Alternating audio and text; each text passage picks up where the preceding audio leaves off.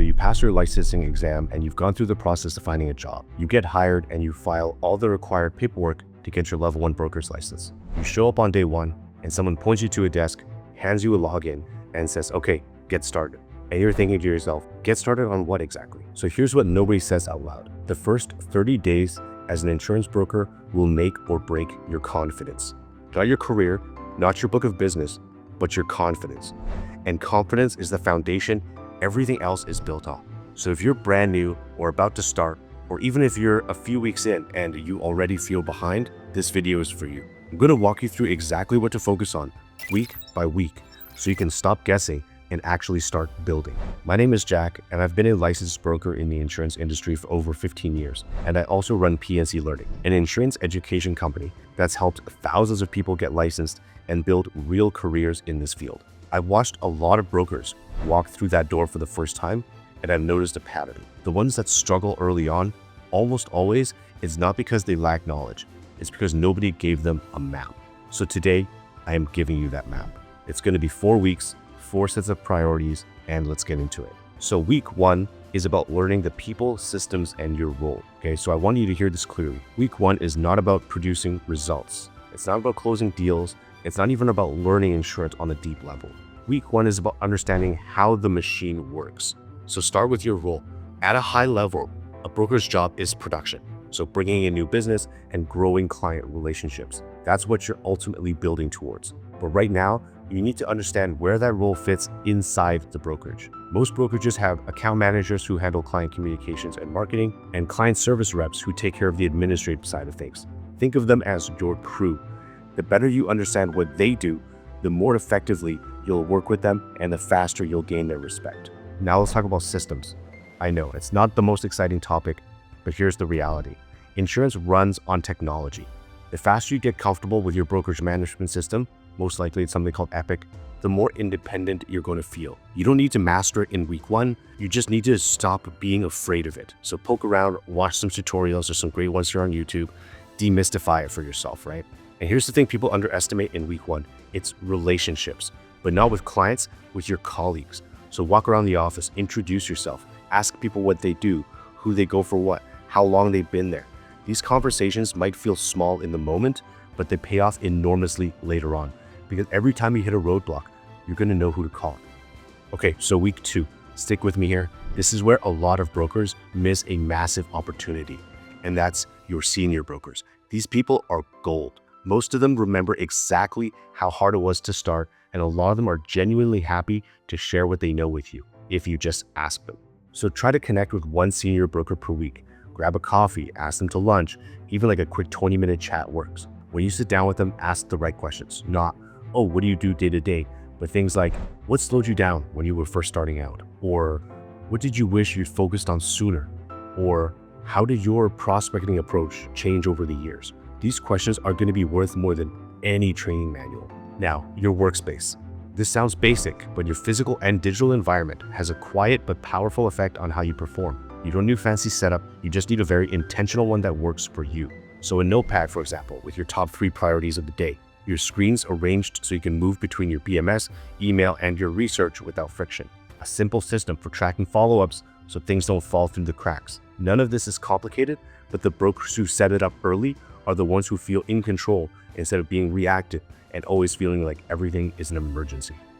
So now we get on to week 3, and here's where it gets interesting and where a lot of new brokers make their first big mistake. They try to talk to everyone. I get it. When you're new and you need business, it feels logical to try to cast the widest net possible. But here's what actually happens. Unfocused prospecting will drain your energy, it will dilute your message, and will make it nearly impossible to build expertise. Because every industry has different risks, different needs, and responds to completely different conversations. So if you're trying to be everything to everyone, you end up being nothing to no one. So what I suggest is to pick a lane. And this is not a forever thing, this is just for now.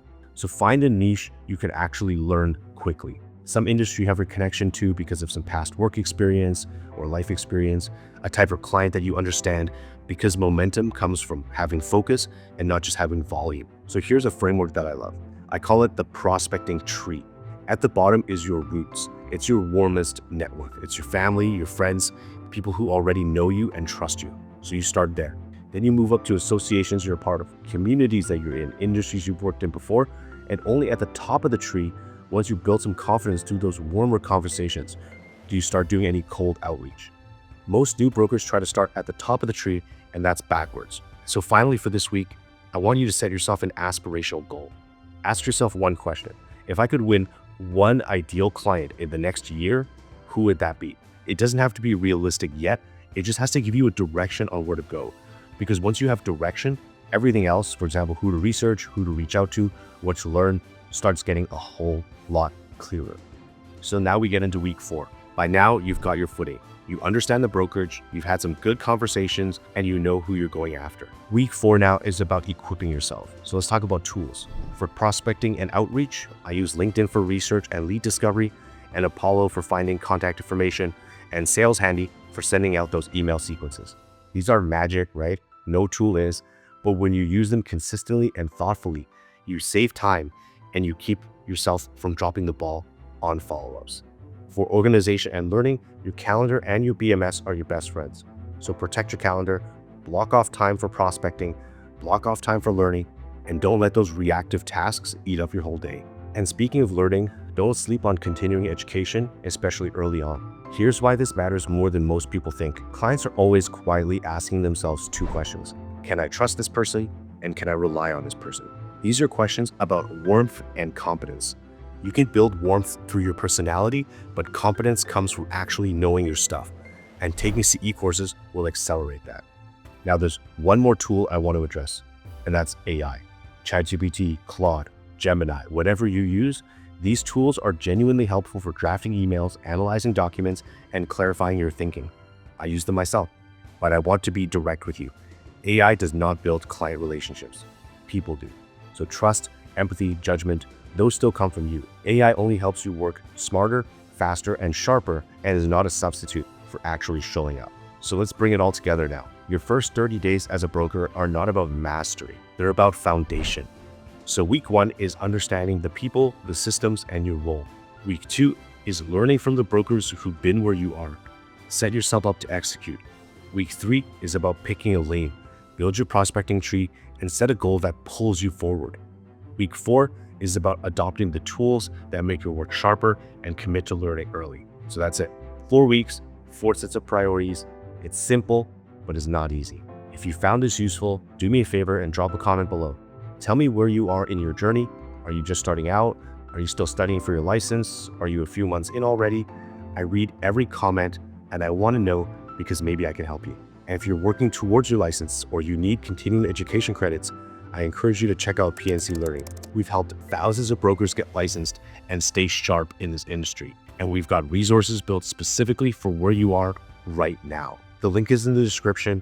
Subscribe if you want more content like this. I put out real, practical stuff for insurance professionals who are serious about building a career. There's no fluff, no filler. So good luck on day 1. You've got this.